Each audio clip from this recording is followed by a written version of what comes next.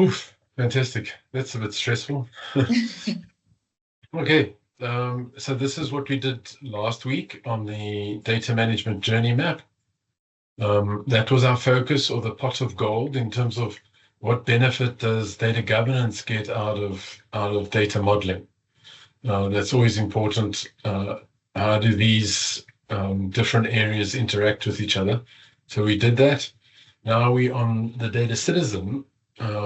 These are the real world challenges that you will experience trying to get data citizens to get more involved and buy into data modeling. Well, first of all, the data literacy side is basically are they interested, or do they want to read the models? I'm certainly not suggesting that they go and read the physical data models, but conceptual and logical, I find it's very important that we get their approval that we're doing the right things. And then in one engagement, I was able to get a business person to build a conceptual data model, and I was so impressed with the ownership that gave that person. And basically, he said, Howard, every single time I get a new person like you in here, I've got to explain everything, and I'm getting tired of it. So please, can you teach me how to do it? And I'll build a model, and when they come in, I'll share the model with them, and off they go. So the other one is adoption. How do they adopt it? And then simplification. That's also a very important point. And then the key takeaways, basic concept, and of course the practical application for data-driven decision making. That's the key area that we should focus on. All right, and then the professional, where we'll talk about all different types of conceptual models and the implementation framework, and the executive in terms of how would they introduce that into the organization. All right. Okay, so essential concepts. We did quite a few essential concepts last week, and I'm just going to focus on these two today. So the first one I'd like to talk about is, what are the characteristics of a conceptual model? And it's fascinating when I try to simplify a lot of this. There are so many academic papers and arguments around modeling, conceptual models, conceptual data models. I've even been taken to task on LinkedIn a couple of times to say there's no such thing as a conceptual data model. And so it's amazing to see the differences of opinion, almost the religious debates people get into in terms of languages and notations. So I thought it was quite helpful to start with this, and I wanted to just show you almost the dynamics that we're getting involved with in this diagram, where you can see the author or the modeler, and in this situation, I'm talking about all conceptual models. So they observe the origin. What is the domain that we want to model? Okay, so they do observations, they learn about it, they get told about it, and they observe the origin. And in that process of observing, they develop the model that represents the origin. And these are important things. So, for example, they will not be able to look at every single aspect of the origin. So they'll look at the focal points of the origin and just those things that are critical to the business that serve the purpose of the consumer. And the model is there to communicate to consumers and multiple consumers. So you develop a conceptual model that may be used by people that implement the system, and depends on what the purpose is. Is it for implementation? And you would try to ensure that the model communicates clearly to the implementer exactly what the business rules are, what needs to be implemented, the controls, and all aspects like that. So this is the set of elements that we need to focus on during the development of a conceptual model. Okay, so basically the model synthesizes the conceptual idea of the origin of what we want, what the consumer wants in the purpose.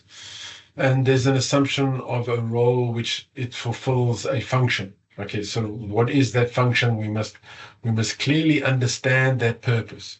So as an example, do we understand the purpose of a dimensional model or a relational model or a semantic model like an ontology? What is the purpose we're trying to achieve, and have we chosen the right scheme of model?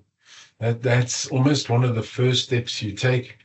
We call it our camera settings on the model. Have we got the right focus? Have we got the right level of detail? These are the things that we should be working through.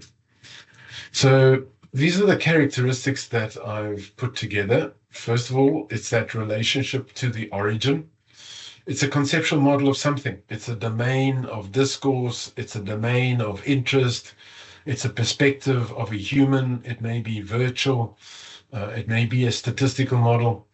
The next one is the concern and usage, how we are going to use it. And we refer to, as you in this diagram, you can see there's a column here for model, and then there's a column for conceptual models.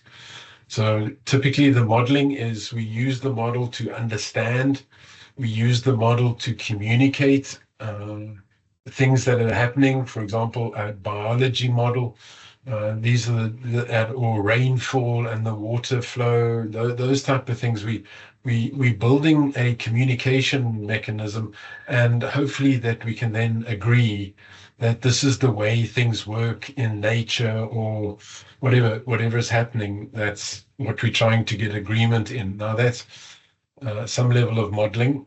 In conceptual modeling, it's more about specifying what is to be involved or what is to be implemented. Okay. And then we've got purpose and function. What is the purpose that we're using it for? Are we using it to explain something? Are we using it to explore, to predict, to use? And then we go through this process of understanding the origin, analyzing, assessing, planning, and designing. And that's almost taking it into realization, into implementation. The domain and the context that we're working on.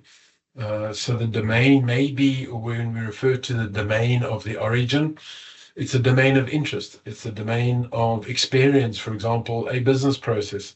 It's a perspective of a human, their view on the way things work. And then we have the application domain in terms of if we're going to automate it or we're going to build an application, how would we apply this model? And then a domain of discourse, which is the language of the model. So there's also a language that can be used for language specifications.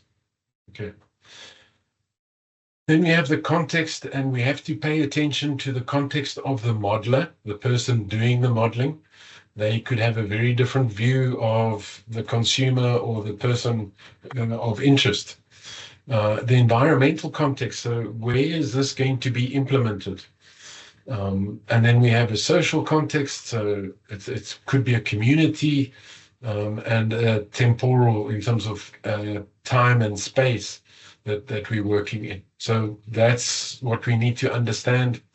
The focus, almost the focal point, the aspects of the origin that are relevant for a given purpose. That's what this model can't do everything. Yes, we need to be able to scale it at some stage to do as much as possible, but we need to understand and start with the relevant areas. Now, in some cases, a model may not have a conceptual model, so it's not mandatory, but typically in practice, that's what works out, and it's about realizing and implementing. These are the two areas over here. Okay, representation. I like this. It's actually they refer to the symbols and the terms as carriers or transportation of communication. It transports the communication and the understanding from somebody's head, the implicit understanding, too explicit, and we communicate to all of the audience that they are going to consume it. Okay. And then we have a concept space. Okay. It's the terminology, the words, the definitions that we use, and they refer to this as a priori semantics. And you get priori, which is before, and that's without experience, and then we get a posteriori, which is after experience. How would that model change after the experience?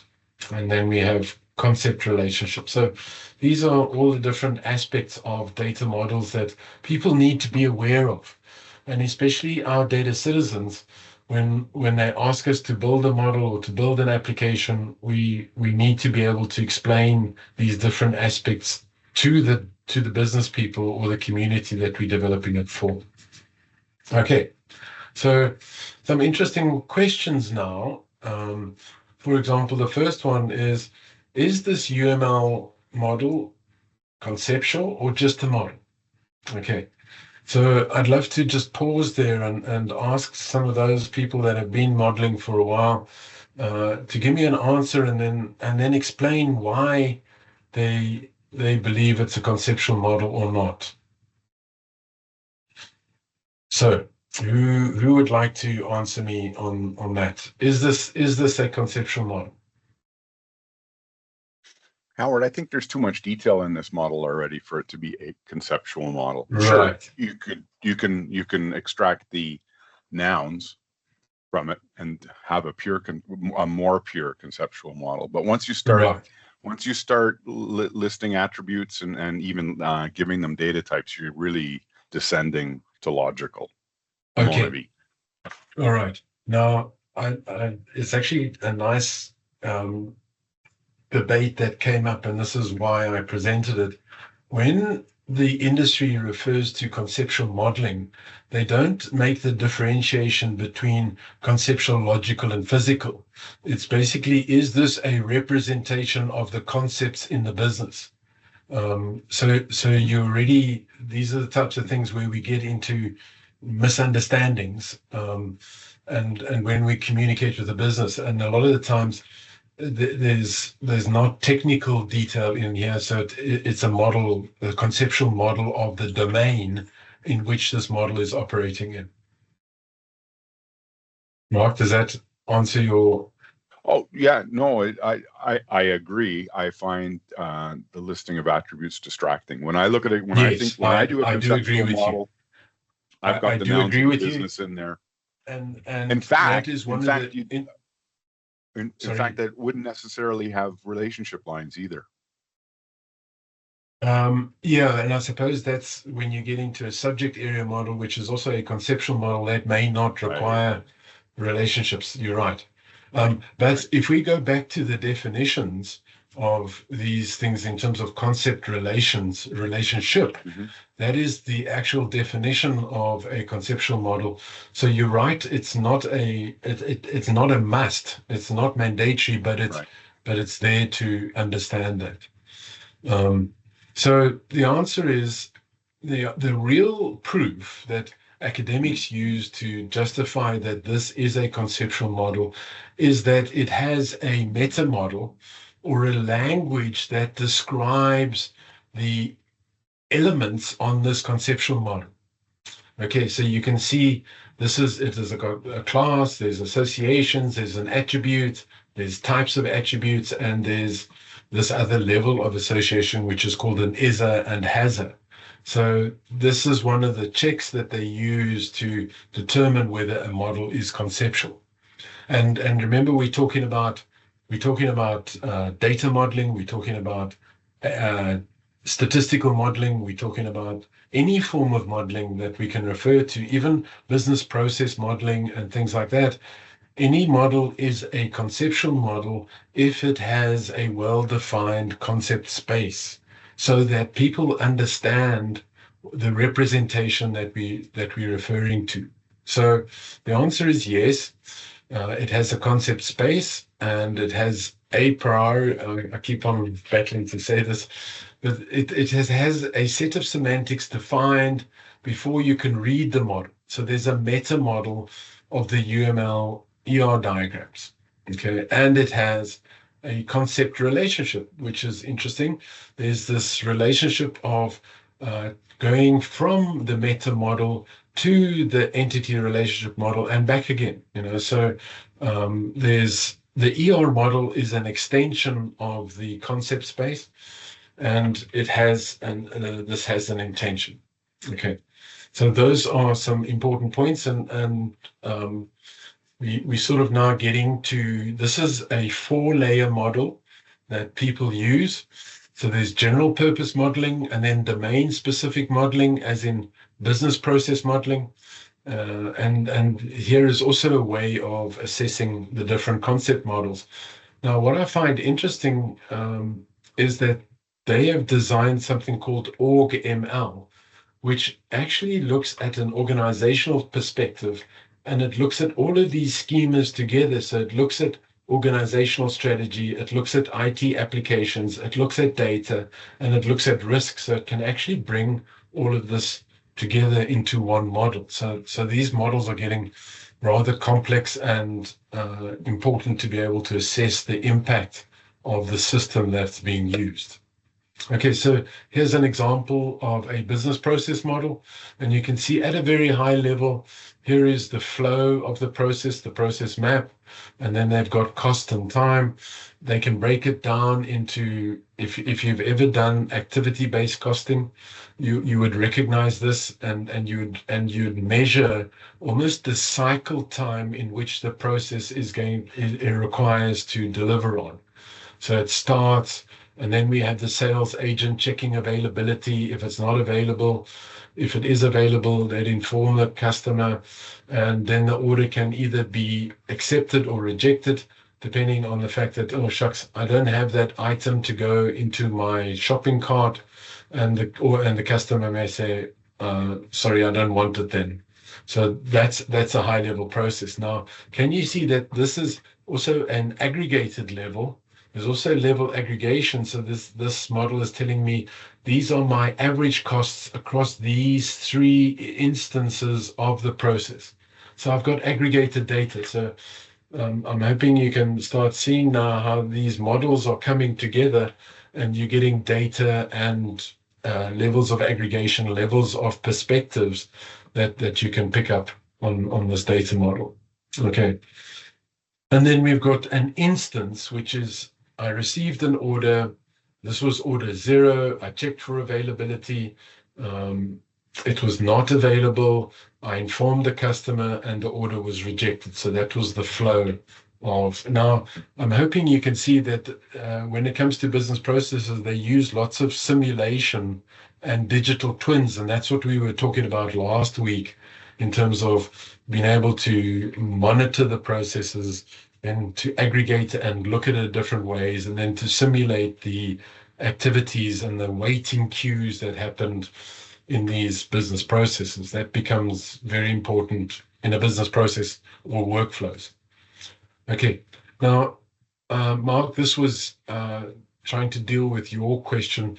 You can see that there's a meta model of the language that we model in, the notations, ER modeling, Chen, Baker, IDFix, all of those different models. There's this language, but in this model, you can now break that model down into conceptual, logical, and physical, and then instances where it actually goes into the database. So this is data and object representations. That language would be, for example, in SQL, that would be your DDL, your data definition language. This may be your UML, and this may be MOF, that's the language constructs. Now, the reason why this needs to be understood is you may be focusing on entity relationship modeling, and just as a quick call out there to anyone who's done data modeling, what's one of those areas that the ER data model, ER modeling language does not support? Who can remember, or who can think of a language construct that is not supported in ER modeling?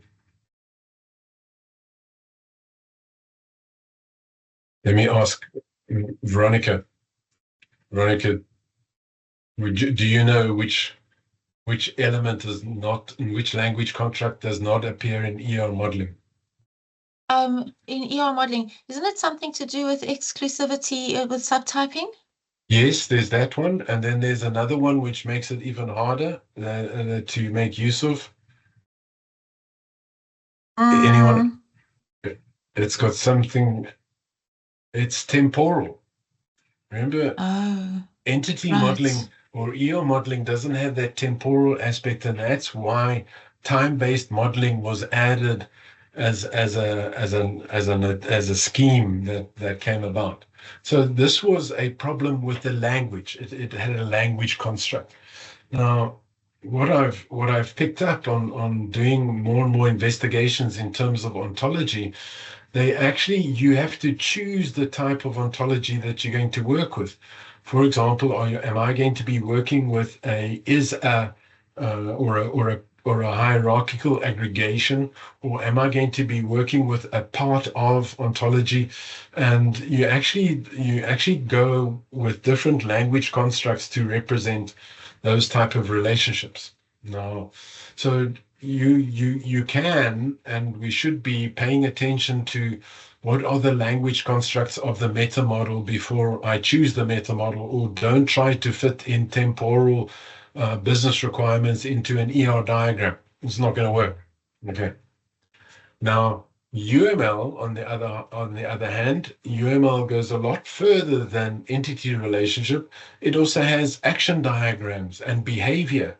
That's one of the big things why UML came about, was to introduce the behavioral aspect of data. Okay. Now, here we can see that almost the extension and intention and the rolling up and in, then making it into an instance of. This is the hierarchy that we go up. Now, it's important to recognize there that you can have 3 levels: conceptual, logical, physical. That's what we do. And you could have subject area 4 levels over here in this element over here. You can have many levels over here, and again, you could have many levels in that area over there as well. Okay, so now another trick question. Conceptual model. Is the circuit diagram over here a conceptual model? So this is a electronic circuit diagram. Can anyone give me an answer, yes or no, and why?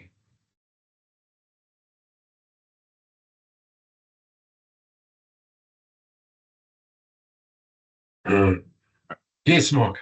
Thanks for helping. I think it is. I think it is. Yes, 100%, because we know these concept space, right? There's a concept space for circuit diagrams. And you can't just put any symbol in there. You've got to understand the grammar of what symbols go, and then the relationships between these going in series or in parallel, or there's a set of relationships that work as well. Okay, so thanks, Mark. That was a great answer. And so yes, there's a concept space and a concept relationship. Okay, so that one's also a conceptual model. All right, now let's look at this one. Does anyone recognize what this is? Then you get 100 marks if you can recognize what it is. Then can anyone interpret what it's saying to us? And then I'll ask you, is this a conceptual model? Bill, any ideas from your side?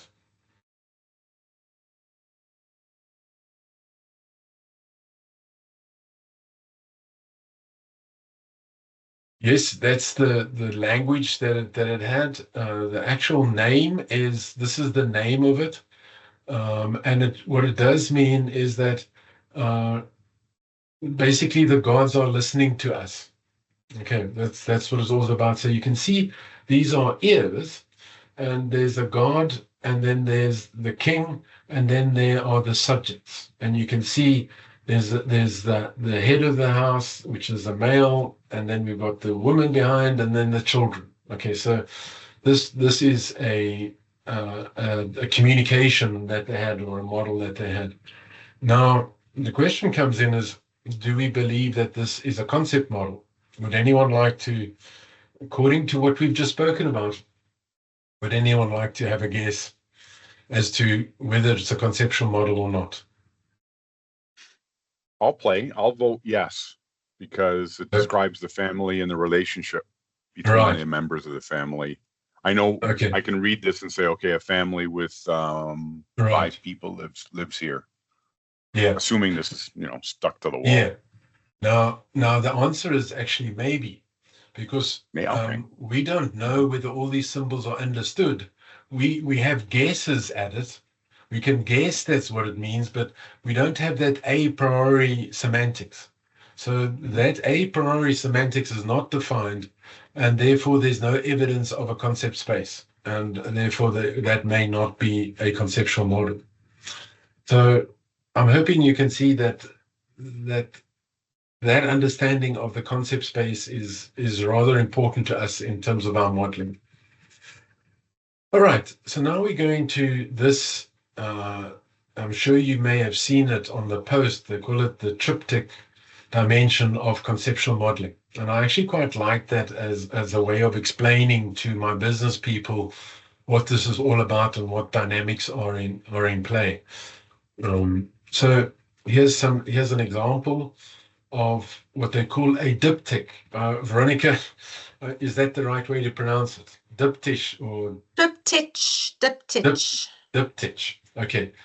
And it actually means die. So there are 2 elements to this painting. And over here, there are 3 elements to the painting. So the original origin of the Greek term, there's a Greek term that describes it, and it talks about the number of paintings that work together. So you can see these are isolated paintings, and that's why it's called die. And tri would be the 3 paintings that come together. So when you close this presentation, we are saying that we have what's called a mental, sensing, and social tableau that we're working on. We can observe the physical world.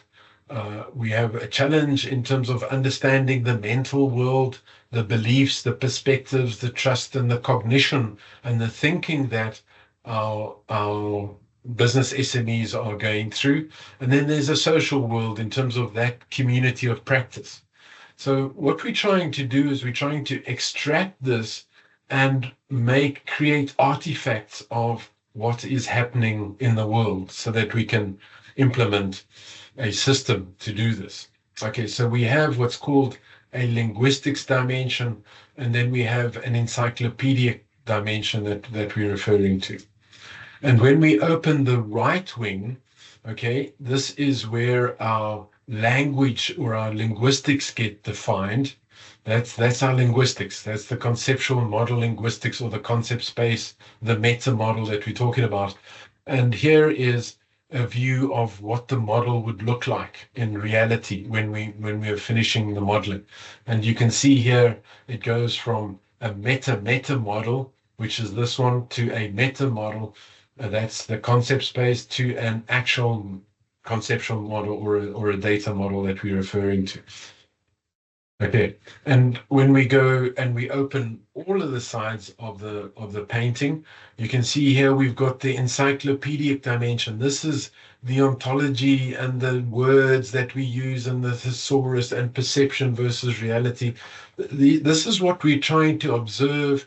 We're trying to codify those concepts that we've got into a domain model or a banking data structure model, and we are wanting to use these terms that are our transport carriers. Okay, so the linguistics dimension helps us carry the terminology and helps us carry the message to the consumers. So these are the 3 different areas that we are focusing on. Okay. And these are the important elements. So we've got a notion that's in the encyclopedic area, and then we've got the term that is in the linguistics dimension. And then we've got the concept, is that the thing that we model. We model the abstract ideas, and this is the modeling dimension. So those are the three areas that focus and come into reality. So we start off, this is where we start off. We start off with a closed book. We're picking some things, and through the process of building the conceptual model, in terms of finding the class and its associations and its relationships, we then derive the model that you can see over here. And there's a bigger view of it in this area here. So we can see that's what a banking data structure model looks like. And there can be any of these models, business process model, whatever is required. Okay, now the reason I just focus on the linguistics, because that is the determinant of whether we have a conceptual model. What is important to us is amongst the communication partners, they need to know the language, they need to know the grammar. Otherwise, we're going to confuse them. So we cannot just present conceptual models. I believe we can present something like a subject area model, but even then, if we have misunderstandings of what party means or whatever it is, we can misinterpret it, or we don't get the right level of communication. Okay, so the communication takes place using terms. They are the carriers. They actually transport the message. Okay, and then we have term sets that can be expressed in natural language, or different forms of music. And then this is the way of communicating. So we need to get to a point where the terms have similar meanings for all partners. Otherwise, this is going to break down. The model's going to break down. And the information content needs to be transported by the terms as conscious, and it's intended by the sender, which is the modeler, to be assessed and accessed by the receiver. So this is very much a communication game and an exercise in communication. Are you presenting it in the way that it's going to be received? Okay, now to get that right, we've got to get this grammar, basically your business glossary and your business definitions. We've got to get that right. Okay. All right, so that's the essential concepts that are appropriate to the data citizen. It's understanding how these models come about. And I always ask this question to lots of business people, why is it that when I go into 99% of different companies, I can see business processes that have been modeled and put up on the wall, but I see very little data models on the wall.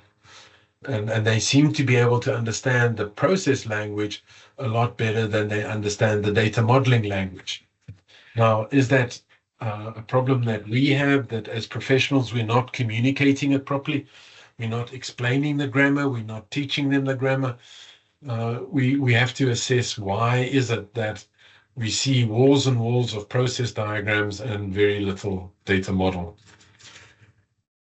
But how powerful those data models are when they are actually used. Okay, so the challenges of working with the data citizen. The first one is the literacy, the things that I've been talking about.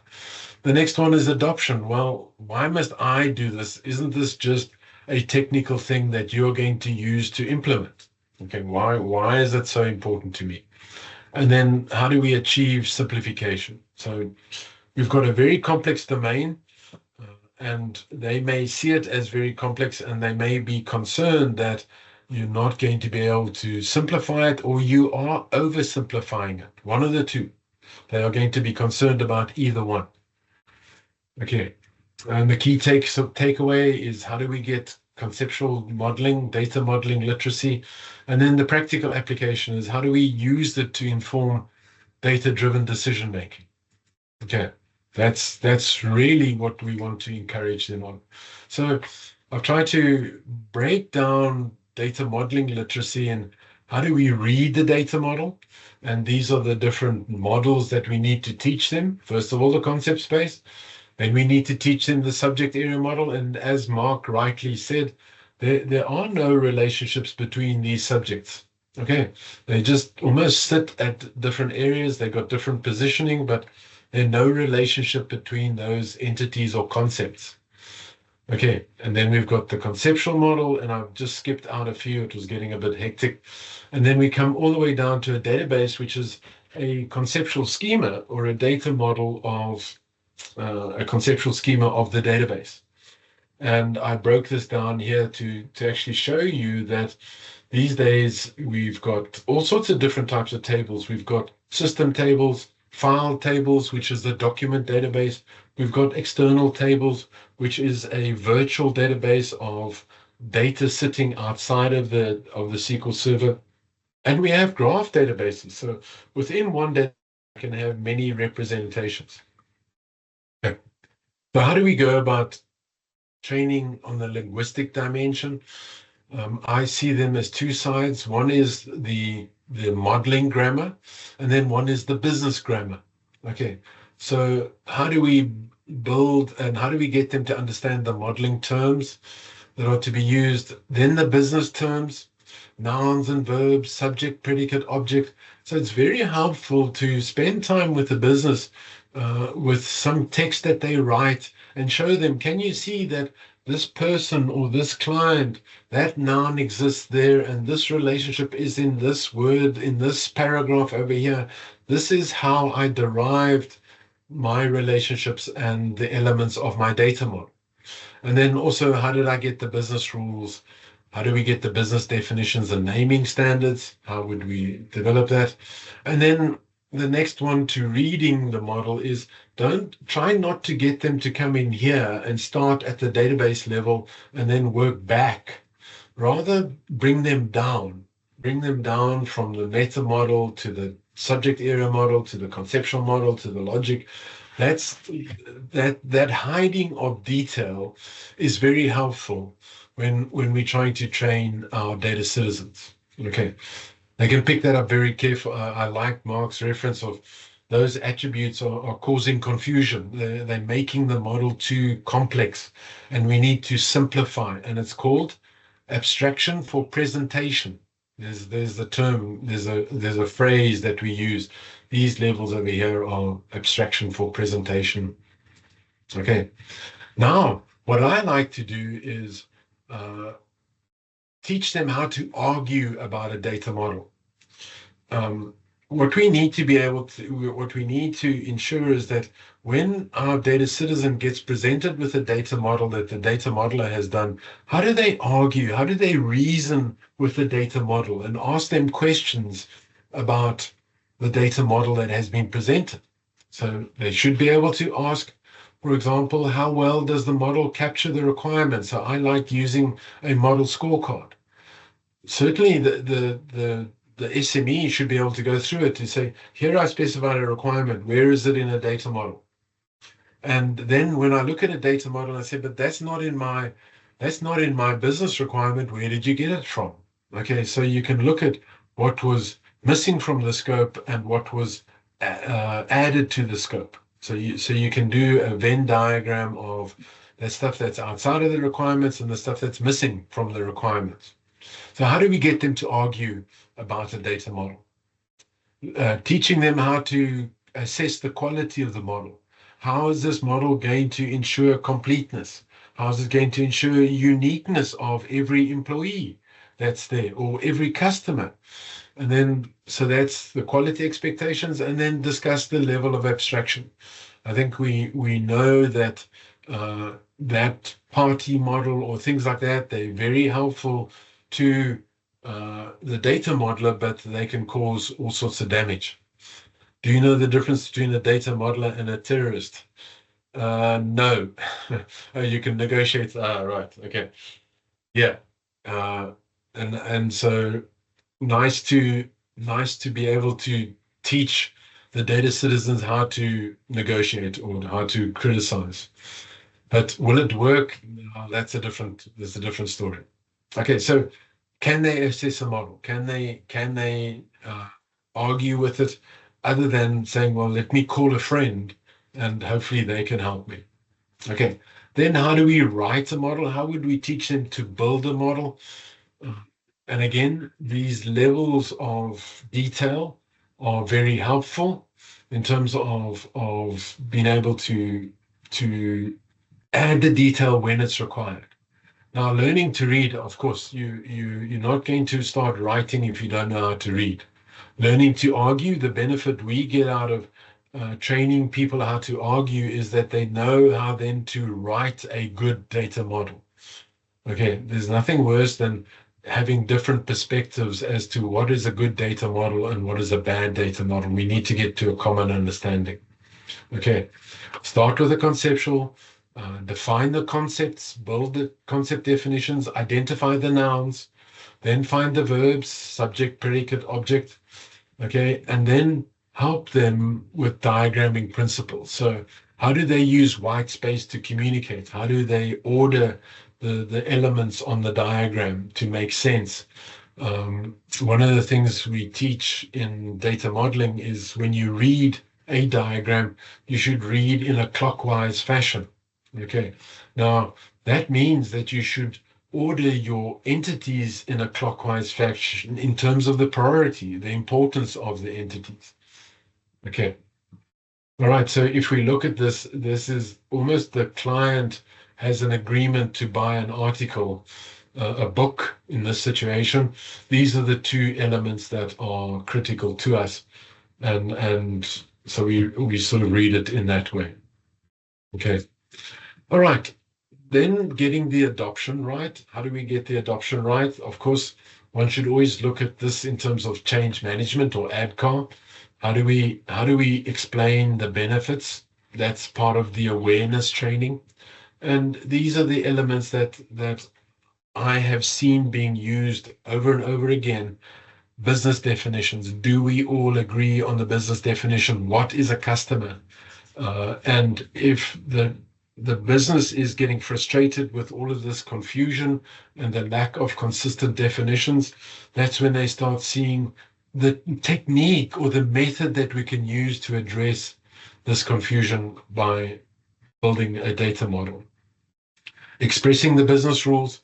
You won't find a lot of those business rules in a business analysis document or requirements document that one or many or one more or may have or must have. The business analyst is not going to write that unless they've been trained and taught how to add those areas. And then again, it's about focusing on what's important and then making sure we all have shared communication and understanding of the terminology that we're using. Then the desire, and this is where we try to hand that over to the people, is to say, these are your requirements. You have to pay attention to making sure that we focus in the right place. We highlight what's important to us, and we ask the questions: what more detail do we need in this minimal viable product? So in the first iteration of the data model or the first implementation, is it okay with what we have, or do we need more? Okay.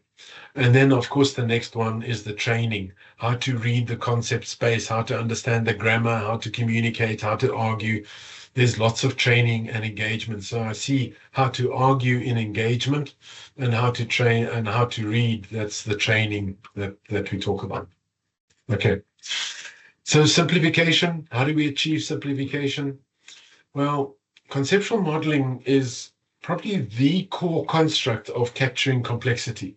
We build a model to understand a complex environment, whether we're going to be doing simulation, whether we're going to be writing programs, whether we're going to be explaining a biological model. We build a conceptual model. So we know that's a given. It handles complexity well. It handles the communication well.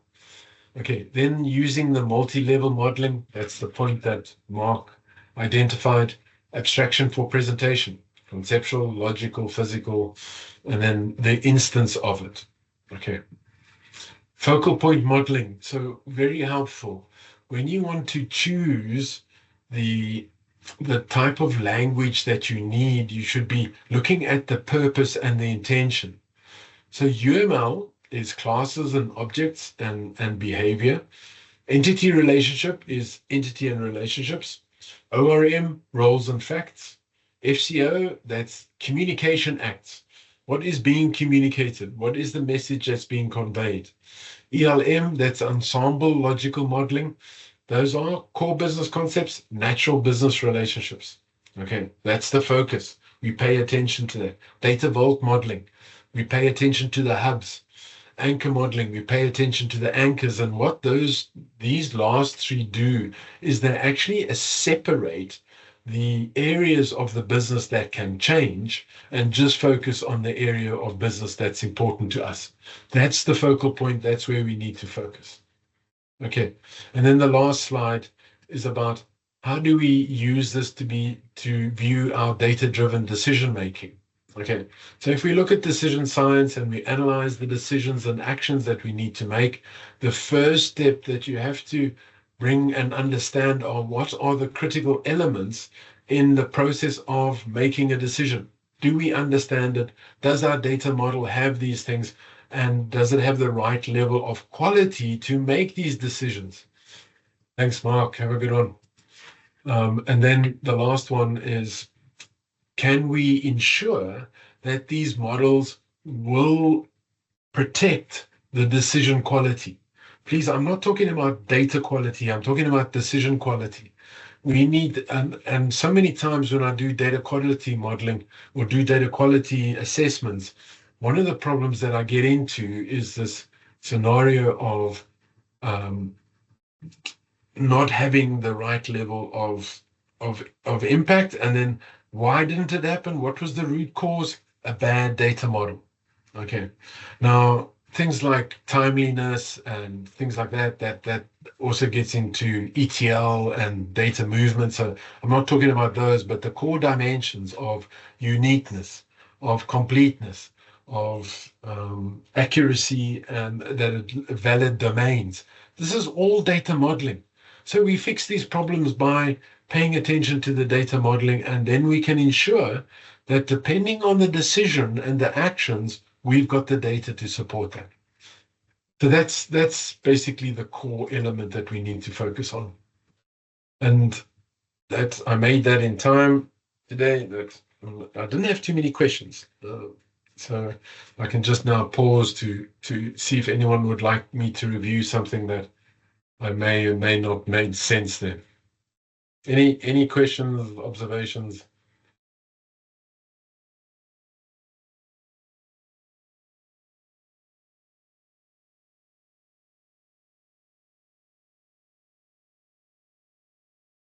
Nothing. Easy.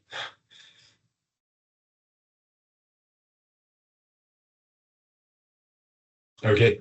Let me not hold you back then. Great. If there's no other questions, appreciate the time. Thanks for attending, and we'll see you next week, hopefully. Thank you so much. It was a great session. See you next Thanks, week. Debs. All right. Okay. Thanks, Scott. Thanks, Howard. Thank you Cheers, very much. everybody. Thank you. Thank you. Bye. Thank you. Thanks, Adam. Thanks for joining.